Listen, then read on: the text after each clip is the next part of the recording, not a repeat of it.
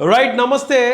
తెలంగాణలో లోక్సభ ఎన్నికలు ముగిశాయి. ముఖ్యంగా టుడే టుమారో ఛానల్లో మొత్తం ఆదిలాబాద్ దగ్గర నుంచి అంటే ఉత్తర తెలంగాణ నుంచి దక్షిణ తెలంగాణ, హైదరాబాద్ నడిబొడ్డున హైదరాబాద్ లోక్సభ నియోజకవర్గాన్ని ఆనుకొని ఉన్నటువంటి సికింద్రాబాద్, మల్కాజ్గిరి, చేవెళ్ళ నియోజకవర్గాల్లో గెలుపు ఎవరిది, టుడే టుమారో సర్వేలో బయటపడింది ఏంటి అనేది కూడా ఒకసారి తెలుసుకుందాం మన ఛానల్లో. ముఖ్యంగా ఆదిలాబాద్ కానీ పెద్దపల్లి కానీ ఉత్తర తెలంగాణ నుంచి ఒకసారి తీసుకుంటే కనుక కాంగ్రెస్ వేవ్ కనబడుతుంది. ముఖ్యంగా ఆదిలాబాద్ ఒక ఎస్టీ రిజర్వ్డ్ నియోజకవర్గం. రాష్ట్రంలో 2 ఎస్టీ రిజర్వ్డ్ నియోజకవర్గాలు ఉన్నాయి, 3 ఎస్సీ రిజర్వ్డ్ నియోజకవర్గాలు ఉన్నాయి. అందులో ఎస్టీ రిజర్వ్డ్ నియోజకవర్గం మొదటిది ఆదిలాబాద్.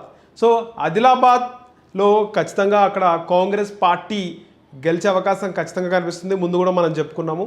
ఆదిలాబాద్లో కాంగ్రెస్ పార్టీ నుంచి ఆత్రం సుగుణకి ఇచ్చారు, అలాగే బీజేపీ నుంచి గోడం నాగేష్కి ఇచ్చారు, బీఆర్ఎస్ నుంచి ఆత్రం సక్కుకి ఇచ్చారు. సో ఆత్రం సుగుణ ఒక టీచర్, ఆమె గతంలో ట్రైబల్స్కి సంబంధించినటువంటి హక్కుల పోరాటంలో ఆమె ముందు ఉంది. ఆమె మొత్తం ఏదైతే ఆదిలాబాద్ లోక్సభ నియోజకవర్గంలో ఉన్నటువంటి అసెంబ్లీ నియోజకవర్గాలు అంతా కూడా ఆత్రం సుగుణని గుర్తుపట్టని వారు ఉన్నారు. సో ఆమె కాంగ్రెస్ పార్టీ అంటే అధికారంలో ఉంది.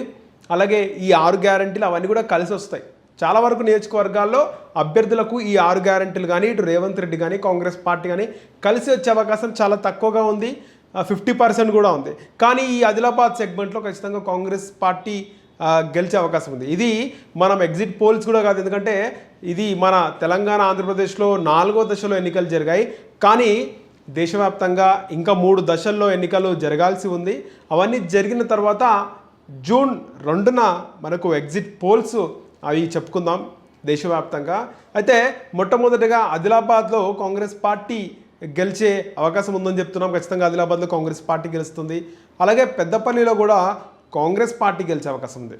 అక్కడ కాంగ్రెస్ పార్టీ అభ్యర్థిగా వంశీకృష్ణ కాకా వెంకటస్వామి మనవడు, చెన్నూరు ఎమ్మెల్యే వివేక్ కొడుకు.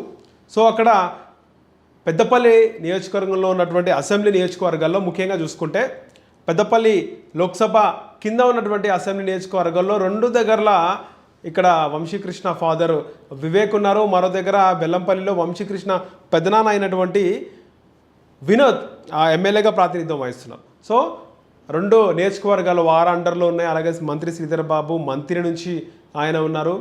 అలాగే పక్కన ప్రేమ్ సాగర్ రావు ఆయన కూడా మంచిర్యాల ఎమ్మెల్యే ఆయన కూడా ఉన్నారు. మొత్తం కాంగ్రెస్ పార్టీ వేవ్ కూడా ఆదిలాబాద్లో ఉంది. ముఖ్యంగా అక్కడ కాంగ్రెస్ పార్టీ వేవ్ ఎంత ఉందని మాట్లాడుకుంటే దానికి ప్రత్యర్థి ఎంత బలంగా ఉన్నాడో కూడా చూసుకుంటే ఆదిలాబాద్లో కాంగ్రెస్ పార్టీకి ఉన్నటువంటి అంటే కాంగ్రెస్ పార్టీ అభ్యర్థికి ఉన్నటువంటి బలం, వంశీకృష్ణకు ఉన్నటువంటి బ్యాక్గ్రౌండ్ కానీ తరతరాలుగా వస్తున్నటువంటి ఆ ఒక లెగసీ కానీ బీఆర్ఎస్ అభ్యర్థికి లేదు. అక్కడ బీఆర్ఎస్ అభ్యర్థిగా ఉన్నటువంటి మాజీ మంత్రి కొప్పులీశ్వర్ ఉన్నారు, ఆయనకు అంత లేదు. రాష్ట్రంలో బీఆర్ఎస్ పరిస్థితి కూడా మనం చూస్తున్నాం.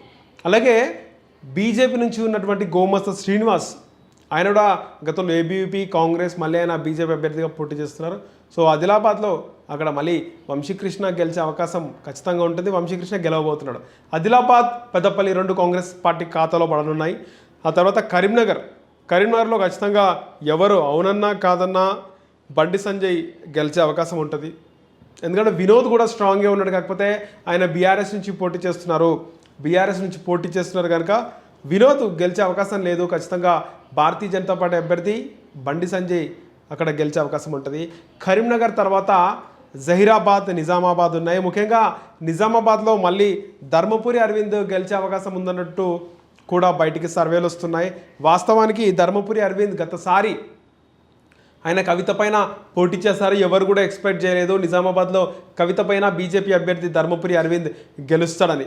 కానీ అక్కడ నిజామాబాద్లో ధర్మపురి అరవింద్కి గట్టిగా పోటీ ఇస్తుంది జీవన్ రెడ్డి ఇటువైపు ధర్మపురి అరవింద్ ఎవరు గెలుస్తారో అనుకుంటే టకాఫర్ వాతావరణం కనబడినప్పటికీ కూడా ధర్మపురి అరవింద్ గెలిచే అవకాశం అయితే మనకు అనిపిస్తుంది. ఇక ధర్మపురి అరవింద్ నిజామాబాద్ అయితే ఆ తర్వాత ఉన్నటువంటి జహీరాబాద్లో బీబీ పాటిల్ ఖచ్చితంగా గెలిచే అవకాశం కనిపిస్తుంది. ఎందుకంటే జహీరాబాద్లో కాంగ్రెస్ పార్టీ అభ్యర్థిగా సురేష్ షెట్కార్ ఉన్నారు. కాకపోతే బీబీ పాటిల్ ఒక మంచి మెజారిటీతో జహీరాబాద్లో ఆయన గెలిచే అవకాశం అయితే మనకు కనిపిస్తుంది. ఇక ఆదిలాబాద్ పెద్దపల్లి కాంగ్రెస్ ఖాతాలో పడితే కరీంనగర్ నిజామాబాద్ బీజేపీ ఖాతాలో పడనున్నాయి. ఇక నిజామాబాద్, జహీరాబాద్ మొత్తం కూడా 3 కూడా బీజేపీ ఖాతాలో పడున్నాయి. సో ఆ తర్వాత నిజామాబాద్, జహీరాబాద్ తర్వాత మెదక్ చూసుకుంటే మెదక్లో ముఖ్యంగా నీలం మధు ఒక మంచి బీసీ నాయకుడు.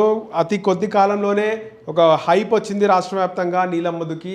అలాంటి నీలం మధు కాంగ్రెస్ పార్టీ అభ్యర్థిగా పోటీ చేస్తుంటే బీజేపీ పార్టీ నుంచి రఘునందన్ రావు మంచి ఫైర్ బ్రాండ్గా ఉండు.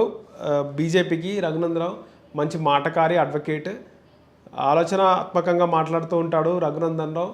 సో రఘునందన్ రావుకి ఇటు నీలం మధుకి టై పడే అవకాశం కనిపిస్తుంది అంటున్నారు రాజకీయ విశ్లేషకులు కూడా. ఎందుకంటే నీలం మధు చాలా రోజులుగా ఆయన బీసీల కోసం, ముఖ్యంగా ముదిరాజ్ సామాజిక వర్గం కోసం ఆయన చాలా వరకు కూడా పోరాడడం జరిగింది. షార్ట్ పీరియడ్లో మంచి హైప్ వచ్చింది. నీలం మధు అంటే గుర్తు పట్టని వారు లేకుండా వెళ్ళిపోయింది. కాంగ్రెస్ పార్టీ పిలిచి మరి నీలం మధుకి మెదక్ టికెట్ ఇచ్చిందంటే అంత ఆషామాషి వ్యవహారం కాదు. ఇక నీలం మధు కాంగ్రెస్ పార్టీ నుంచి గెలిచే అవకాశం కనబడుతున్నప్పటికీ కూడా ఎన్నికలు వచ్చే వరకు కూడా ఇద్దరికి, అటు నీలం మధుకి ఇటు రఘునందన్ రావు కూడా టై పడుతుంది. వీళ్ళిద్దరి మధ్యలో వెంకట్రామిరెడ్డి కూడా గెలిచే అవకాశం కూడా ఉంది అని తెలుస్తుంది. మొత్తం రాష్ట్రంలో 17 లోక్సభలో బీఆర్ఎస్ గెలుస్తుంది అని నమ్మకం ఉన్న నియోజకవర్గం ఏదైనా ఉందంటే అది మెదక్ అని. మెదక్లో వెంకట్రామిరెడ్డి గెలిచే అవకాశం ఉంది. వీళ్ళిద్దరి మధ్యలో వెంకట్రామిరెడ్డికి ఓట్లు ఎక్కువగా పడ్డాయని కూడా బయటకు వస్తుంది. సో మెదక్ అయితే టుడే టుమారో సర్వేలో చెప్పలేని పరిస్థితి. ఇక మెదక్ తర్వాత మల్కాజ్గిరి నియోజకవర్గంలో ఈటెల రాజేందర్ గెలుస్తాడని ముందు నుంచి కూడా సర్వేలు అని చెబుతున్నాయి. మల్కాజ్గిరి ఈటెల రాజేందర్దే. ఎందుకంటే కాంగ్రెస్ పార్టీ నుంచి అక్కడ కొత్త అభ్యర్థి కొత్త ఫేసు అని చెప్పి కూడా ప్రచారం జరిగింది. ఇటు బీఆర్ఎస్ అభ్యర్థి ఇద్దరు నాలుగులో ఒకరు ఈటెల రాజేందర్ కరీంనగర్ అయినా, ఇటు మల్కాజ్గిరి కాంగ్రెస్ పార్టీ అభ్యర్థి సునీత మహేందర్ రెడ్డి ఆమె చేవేళ్లకు చెందినటువంటి నాయకురాలు. నేను లోకల్ అని బీఆర్ఎస్ అభ్యర్థి లక్ష్మారెడ్డి ఆయన పబ్లిసిటీ చేసుకున్నాడు. అయినప్పటికీ ఈటెల రాజేందర్ గెలుస్తాడు. కాంగ్రెస్ పార్టీ నుంచి అంత వెల్ నోన్ ఫేస్ని పెట్టలేదు అనేది కూడా బయటకు వచ్చింది. అయితే చివరి 3 రోజుల్లో అందరూ బీజేపీ గెలుస్తుంది అంటున్నారు. ముందు నుంచి సర్వేలు ఏం చెప్తున్నాయి, ముఖ్యంగా ప్రజల్లో ఎవరున్నారంటే బీజేపీ అనేది ఒకటి వచ్చింది. ఎందుకంటే కేంద్రంలో మోదీ రావాలనేది చాలామందికి ఈ మధ్యకాలంలో చాలా వరకు కూడా ఉంది. పోయిన లోక్సభ ఎన్నికల్లో కూడా బీజేపీ నుంచి ఏ పార్టీ అయినా, ఏ అభ్యర్థి అయినా సరే బీజేపీ గెలవాలని ఒకటి ఉండే. సో ఈసారి అది వచ్చింది. సర్వేల ముందు నుంచి కూడా ఈటెల రాజేందర్ గెలుస్తాయని చెప్తున్నారు. కానీ చివరి 4-5 రోజుల ముందు ఓటు వేసే ముందు ఒక ఓటర్ ఆలోచిస్తాడు కాంగ్రెస్ పార్టీకి ఎందుకు వేయాలి, బీజేపీకి ఎందుకు వేయాలని. ఇంతకీ బీజేపీకి ఎందుకు వేయాలనే కూడా క్వశ్చన్ వరకు కూడా ముఖ్యంగా మల్కాజ్గిరి ప్రజల్లో వచ్చింది.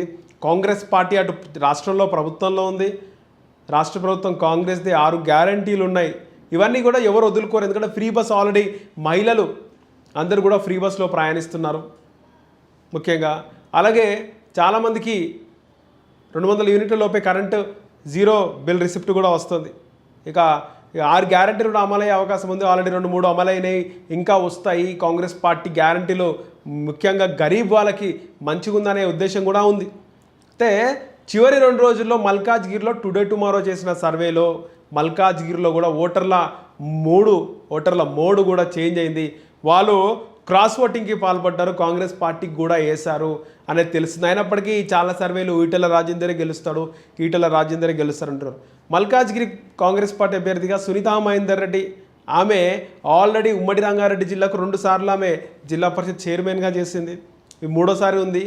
అలాగే ఆమె హస్బెండ్ మాజీ మంత్రి కూడా మహేందర్ రెడ్డి తెలుగుదేశం పార్టీ ఉమ్మడి రంగారెడ్డి జిల్లాకు అధ్యక్షునిగా వ్యవహరించారు. ఆ తర్వాత తెలంగాణ ప్రభుత్వంలో కీలకంగా వ్యవహరించారు. ఉమ్మడి రంగారెడ్డి జిల్లాలో మంచి పట్టుంది. పట్నం మహేందర్ రెడ్డి అంటే గుర్తుపట్టని వాళ్ళు ఉండరు. అలాంటి మహేందర్ రెడ్డి భార్య సునీత మహేందర్ రెడ్డి ఆమె పోటీ చేస్తుంది. ముఖ్యంగా మల్కాజ్గిరి లోక్సభ సెగ్మెంట్ మల్కాజ్గిరి ఉంది, ఉప్పల్ ఉంది, ఎల్బీనగర్ ఉంది. అలాగే ఇటు సికింద్రాబాద్ కంటోన్మెంట్ ఉంది. ఇక కుకట్పల్లి, కుత్బుల్లాపూర్, ఇవన్నీ కూడా మేడ్చల్, ఇవన్నీ కూడా మల్కాజ్గిరి సెగ్మెంట్లో ఉన్నాయి. ముఖ్యంగా మల్కాజ్గిరిలో కుత్బుల్లాపూర్ నుంచి కూనా శ్రీశైలం గౌడ్ ఆయన బీజేపీ నుంచి కాంగ్రెస్ పార్టీలో చేరారు. ఒక మంచి మాస్ లీడర్ కూనా శ్రీశైలం గౌడ్.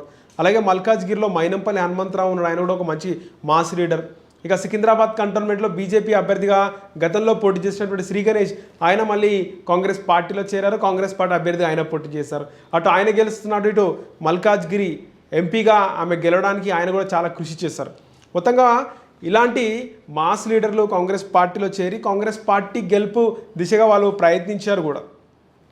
కాంగ్రెస్ పార్టీ ముఖ్యంగా మల్కాజ్గిరిలో కాంగ్రెస్ పార్టీకి ఓటు వేయడానికి ప్రజలు కూడా ముందుకొచ్చారు. కానీ సర్వేలు మాత్రం మొత్తం ఈటెల రాజేందరే గెలుస్తాడు అని వస్తున్నాయి. కానీ అక్కడ తలకిందులయ్యే అవకాశం కూడా ఉంది. చివరి నిమిషంలో ఓటు అంటే బీజేపీకి పడే ఓట్లన్నీ కాంగ్రెస్కు కూడా పడ్డాయి. కాకపోతే బీఆర్ఎస్ వాళ్ళు క్రాస్ ఓటింగ్ చేశారు, వాళ్ళు ఈటెల రాజేందర్కి వేశారని కూడా ఒకటి వినిపిస్తుంది. మొత్తానికి మల్కాజ్గిరిలో బీజేపీ కాంగ్రెస్ ఒకవేళ కాంగ్రెస్ కూడా గెలిచే అవకాశం ఉంటుంది. మల్కాజ్గిరిలో కాంగ్రెస్ పార్టీ గెలిచినా కూడా ఆశ్చర్యపోవాల్సిన అవసరం అయితే లేదు. ఇక తర్వాత చేవెళ్లలో కొండ విశ్వేశ్వర రెడ్డి, రంజిత్ రెడ్డి ఇద్దరికి కూడా టకాఫర్ ఉంది. అక్కడ కూడా చేవేలలో కొండానే గెలుస్తాడు అనుకుంటున్నారు. రంజిత్ రెడ్డి కూడా గెలిచే అవకాశం ఉంది. టుడే టుమారో సర్వేలో రంజిత్ రెడ్డి గెలిచే అవకాశం కూడా ఉన్నట్లు బయటకు వచ్చినాయి. సర్వేలో అన్నీ పక్కకు పెట్టేస్తే రంజిత్ రెడ్డి కూడా అక్కడ గట్టి పోటీ ఇచ్చి చివరి నిమిషంలో రంజిత్ రెడ్డి అక్కడ చేవేళ్ళ ఎంపీగా గెలిచే అవకాశం అయితే ఖచ్చితంగా ఉంది. ఇది టుడే టుమారో సర్వేలో బయటపడింది. ఖచ్చితంగా గ్రౌండ్ రిపోర్ట్ ఇది. ఓటింగ్ తర్వాత కూడా చాలామంది రంజిత్ రెడ్డికి వేసినట్టు కూడా తెలుస్తుంది. మల్కాజ్గిరిలో ఎలా అయితే ఈటెల రాజేందర్ అంటున్నారో చివరి నిమిషంలో సునీతా మహేందర్ రెడ్డి గెలిచే అవకాశం ఉందని ఎలా ఉందో చేవెళ్ళలో కూడా కొండా విశ్వేశ్వర రెడ్డి గెలుస్తాడు అనుకుంటున్నా, కానీ చివరి నిమిషంలో రంజిత్ రెడ్డి ఎంపీగా గెలిచే అవకాశం అయితే లేకపోలేదు.